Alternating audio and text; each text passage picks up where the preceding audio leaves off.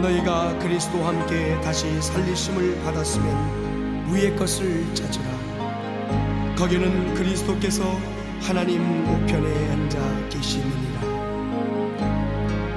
저 높은 곳을 향하여 날마다 나아갑니다.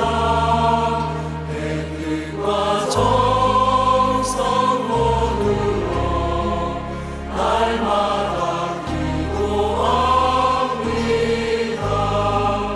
내 주여 내 발 붙드사 그곳에서 내하소서. 그곳은 빛과 사랑이 언제나 넘치옵니다. 험하고 높은 이 길을 싸우며 나아갑니다. 다시금 기도하오니 내 주여 인도하소서. 내 주여 내 발 붙드사 그곳에서 내하소서. 그곳은 빛과 사랑이 언제나 넘치옵니다. 내 주를 따라 올라가 저 높은 곳에 우두서 영원한 평강 누리며 즐거운 노래 부르리. 내 주여 내 발 붙드사 그곳에서 내하소서. 그곳은 빛과 사랑이 언제나 넘치옵니다.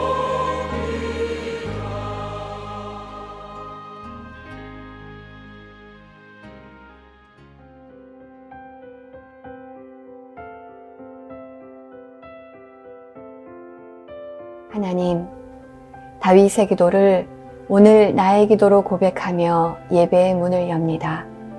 오늘도 예배하게 하심에 감사드립니다.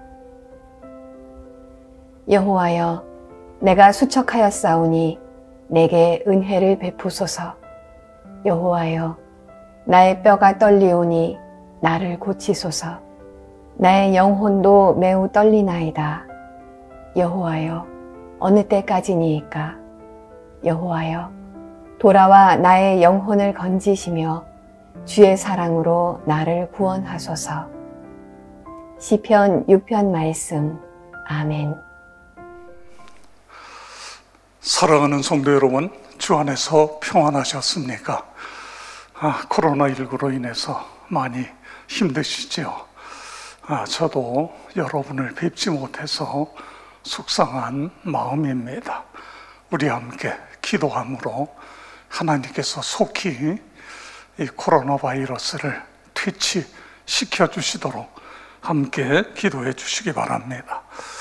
오늘은 사순절 5번째 시간으로 십자가 보혈의 은혜라는 제목으로 은혜를 나누도록 하겠습니다.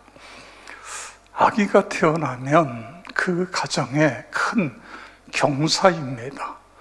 그런데 모세가 태어날 때에는 그렇지 못했습니다. 여자아이가 태어나면 이집트의 노예로 되었고, 남자아기가 태어나면 나일강에다가 던져 죽게 하는 그런 법이 생겼습니다. 애굽의 왕 바로는 유대인들에게 큰 위협을 느꼈습니다. 유대인들은 아기를 많이 낳았고 태어난 아기들은 모두 튼튼하게 자랐기 때문입니다. 그래서 유대인들이 급속히 늘어났습니다. 출애굽기 1장 7절에 이스라엘 자손은 생육하고 불어나 번성하고 매우 강하여 온 땅에 가득하게 되었더라. 아멘. 그래서 바로 왕이 유대 남자 아기가 태어나면 나일강에 던져서 무조건 죽이라는 명령을 내렸습니다. 바로 그때에 모세가 태어난 것입니다. 모세의 부모는 차마 아기를 강에다 던져 죽일 수 없었습니다. 그래서 몰래 숨겨 모세를 키웠습니다. 그런데 문제는 아기가 점점 자라면서 문제가 생긴 거예요. 울음소리가 점점 커지니까 더 이상 숨겨 키울 수가 없었습니다. 그래서 어머니 요게벳은 정성껏 갈대 상자를 만들고, 그리고 그 갈대 상자에 물이 들어오지 못하도록 역청과 나무진을 칠합니다.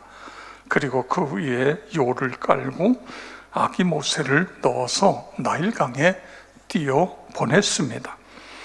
마침 애굽 공주가 목욕하러 왔다가 아기 모세를 발견하고 데려다가 아기로 삼습니다. 그래서 모세는 바로의 공주의 아들로 바로 궁에서 왕자로 40년 지내게 됩니다. 모세는 바로 궁에서 이집트 왕자로서의 최고의 선진 교육을 받습니다. 그러던 어느 날 유대인들이 노예로 일하는 현장에 갑니다. 그곳에서 차마 눈뜨고 볼 수 없는 광경을 목도합니다. 이집트 관리가 유대인들을 개 취급하면서 모질게 때리고 일을 시키는 것입니다.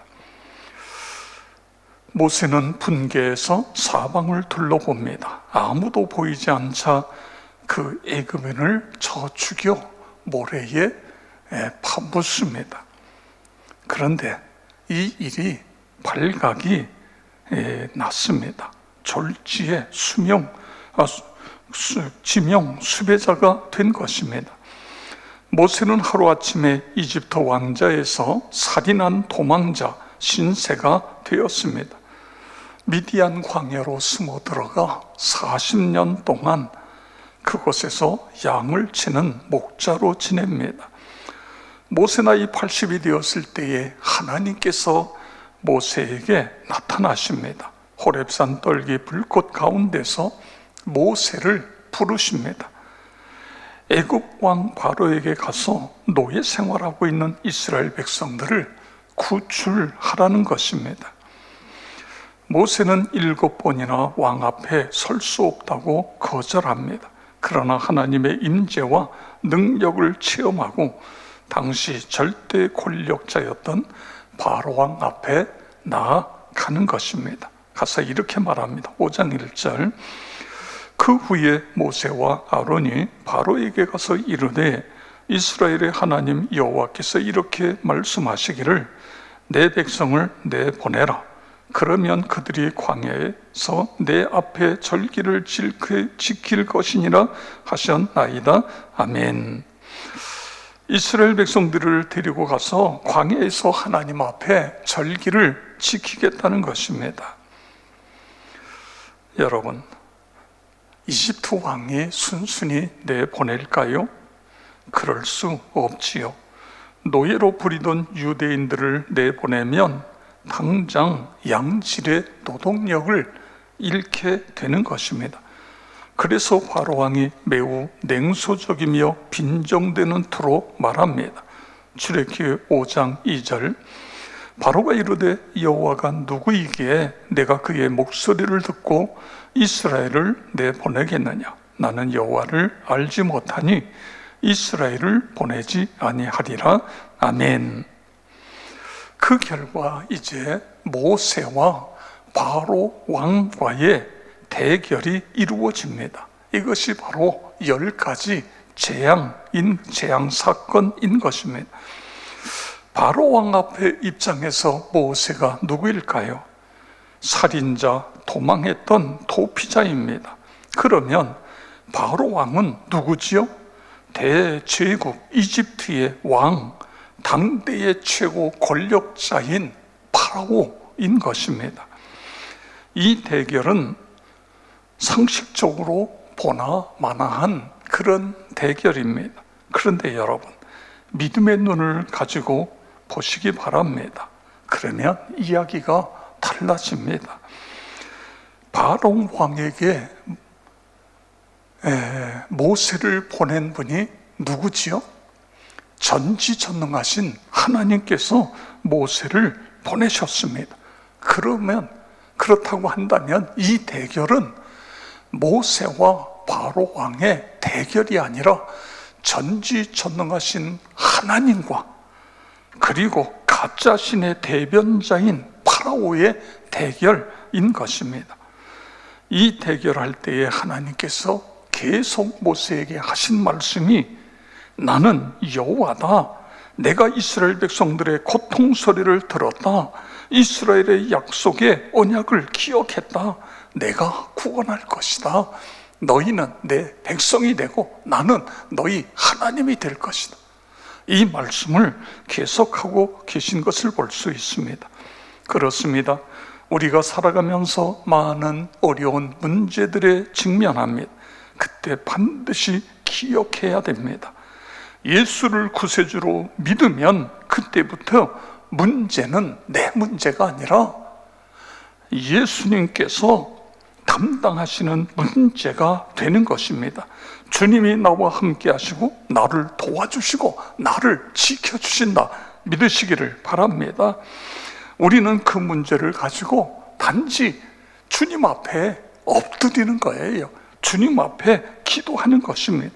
마태복음 11장 28절 수고하고 무거운 짐진 자들아 다 내게로 오라 내가 너희를 쉬게 하리라. 아멘. 인생의 갖가지 문제를 가지고 내게 와서 엎드려 기도하라는 말씀인 것입니다. 그러면 내가 해결해 주겠다. 그런 약속, 그 은혜가 나와 여러분에게 넘치기를 축복합니다. 자, 10가지 재앙 중 마지막 10번째 재앙을 보겠습니다. 출애굽기 11장 4절에서 6절 함께 읽겠습니다.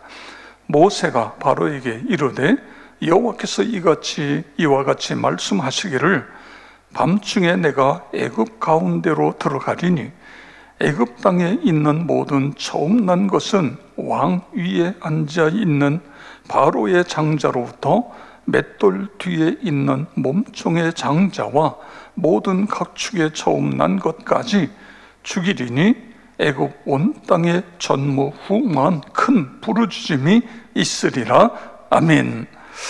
이스라엘 백성들을 보내지 않으면 이런 엄청난 재난이 애굽 백성들에게 일어난다는 하나님의 경고인 것입니다. 바로 왕이 이 하나님의 음성에 어떻게 반응하고 있지요? 순종하고 있습니까? 하나님의 음성을 듣지 않고 순종하지 않았습니다. 끝까지 객기를 부린 것입니다.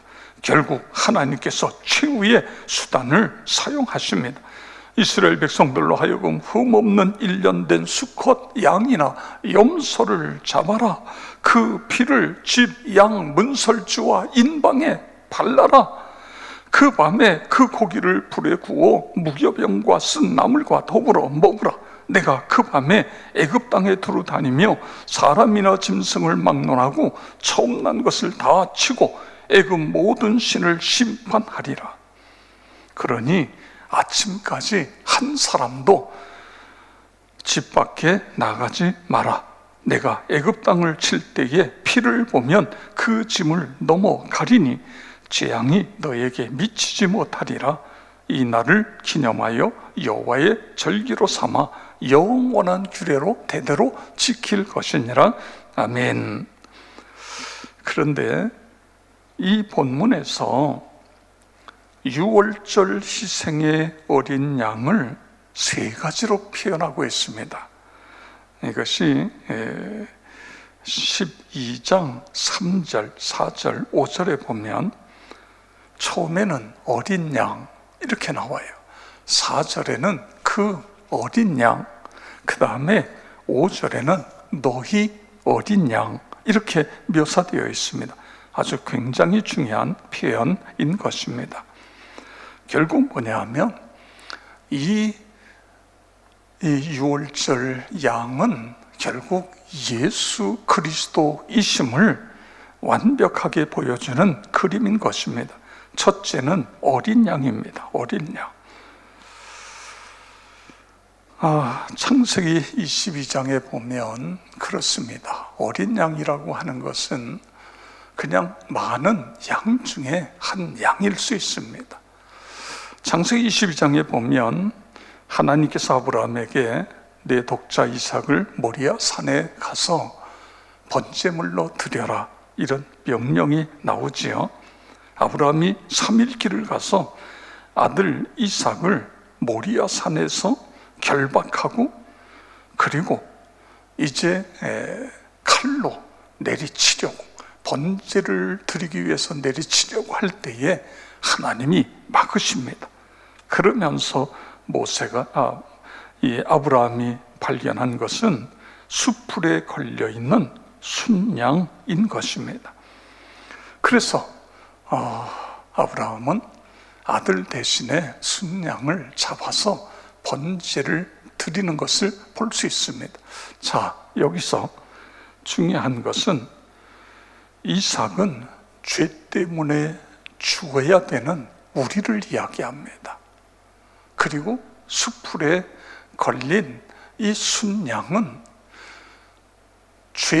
이 죄를 지은 이삭이 죽어야 될 것을 대신 죽은 어린 양, 다시 말해 우리의 죄를 대신해서 죽으신 예수 그리스도를 의미하고 있는 것입니다.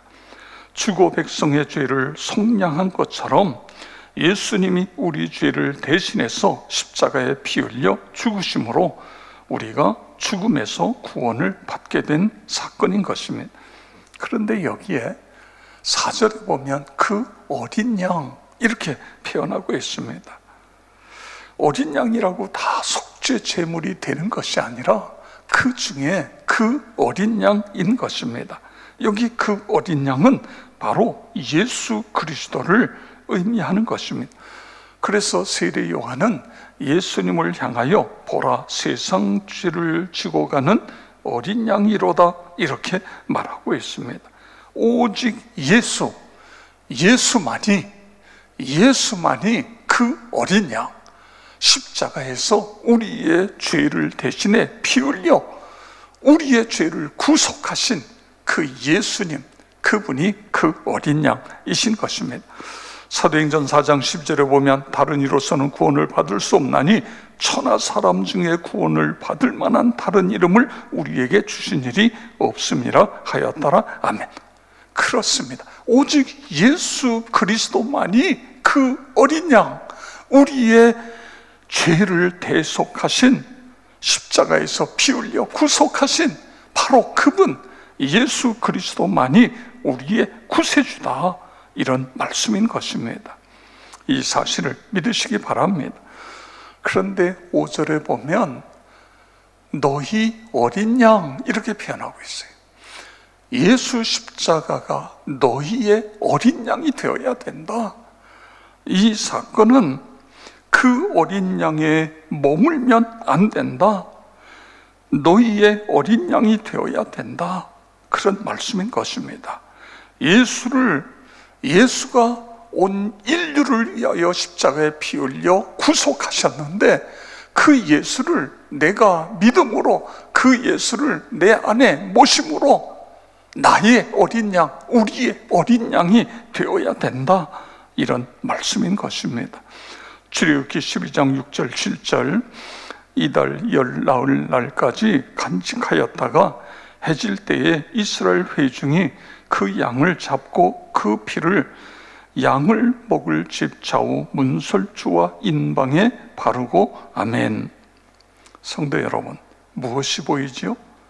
문설주와 인방에 피가 보입니까? 이 피는 십자가에 흘리신 예수 그리스도의 피인 것입니다. 예수님은 어린 양이십니다.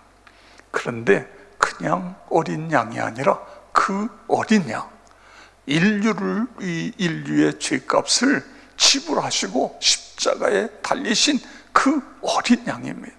그런데 그 어린 양 예수를 내 마음속에 모셔드릴 때에, 내가 그분을 믿을 때에 우리의 어린 양이 나의 어린 양이 되는 것입니다. 나를 죄 가운데서 구속하시고 영생을 주신 어린 양, 이 사실을 우리가 믿어야 됩니다.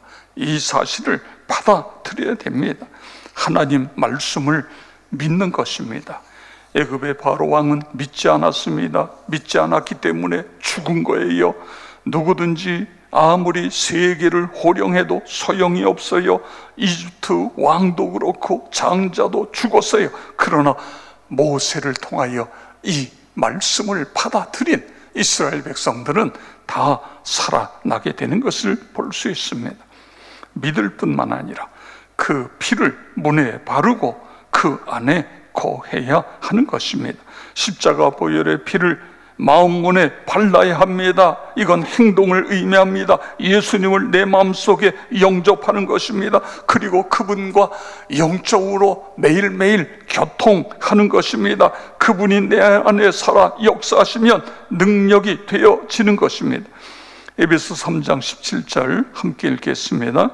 믿음으로 말미암아 그리스도께서 너희 마음에 계시게 하옵시고, 아멘.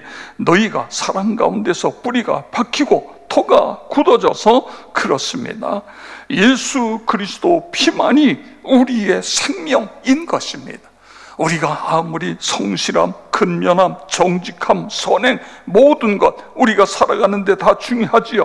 그러나 그 피만이 우리를 죄 가운데서 구원해 주시는 것입니다. 십자가 보혈만이 우리를 죄에서 해방시켜 주시는 것입니다. 어느 사람이요, 비행기를 타기 위해서 이제 공항에 나갔습니다. 탑승구 쪽으로 갑니다. 비행기 티켓을 검사하는 검사원이 보딩 패스를 보여달라고 이야기합니다. 그런데 이 사람이 보딩 패스를 보여주는 것이 아니라, 나 티켓 없어요. 나 이 지역의 유지요. 나 국회의원이요. 나 대통령이요.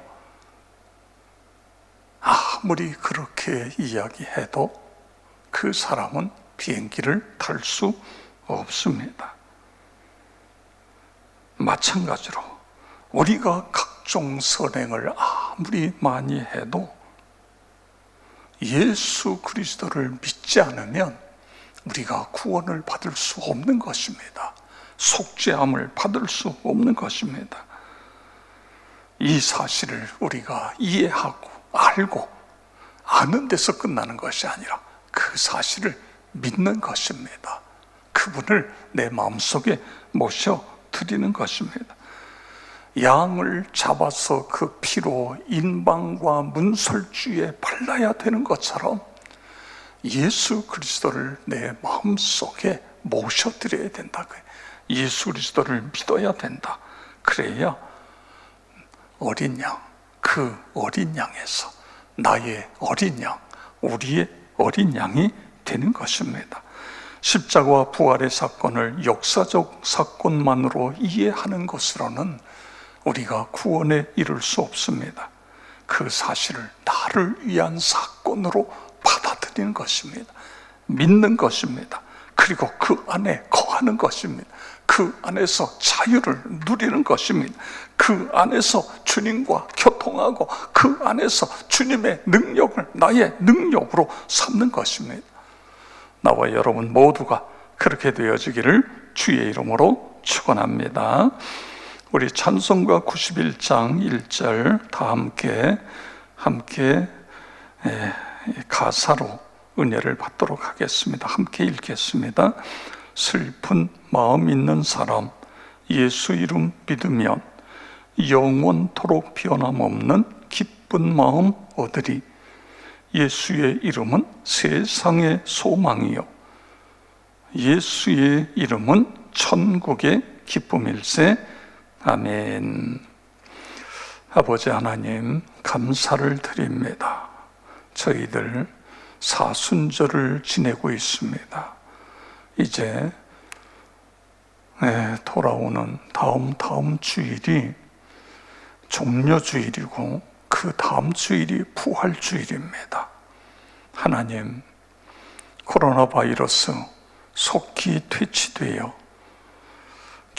교회마다 모든 성도들이 함께 모여 이 종려주일 그리고 부활주일을 감격으로 맞이할 수 있도록 인도하시고 역사하여 주시옵소서. 코로나 바이러스로 인해서 애쓰고 수고하시는 의료진들, 봉사자들, 하나님 저희들의 수고를 하나님께서 기억하시고 복 내려 주시옵소서. 아버지 하나님, 갑자기 이 병으로 인해서 주님 사랑하는 가족을 잃고 어려움에 처해 있는 식구들도 있습니다. 하나님 찾아가셔서 위로하시고 우리가 서로 노력하고 함께 힘을 합해서 속히 코로나19를 퇴치할 수 있도록 우리 하나님 도와주시옵소서. 특별히 아버지 하나님이여, 이 바이러스로 인해서 소상공인들, 주님 우리 성도님들 가운데도 많은 분들이 어려움에 처해 있습니다. 우리나라뿐만 아니라 세계 모든 이 바이러스가 퇴치돼서 온 세상이 다시 정상적으로 회복될 수 있도록 하나님 도우시고 역사하여 주시옵소서. 예수 그리스도의 이름으로 기도드리옵나이다. 아멘.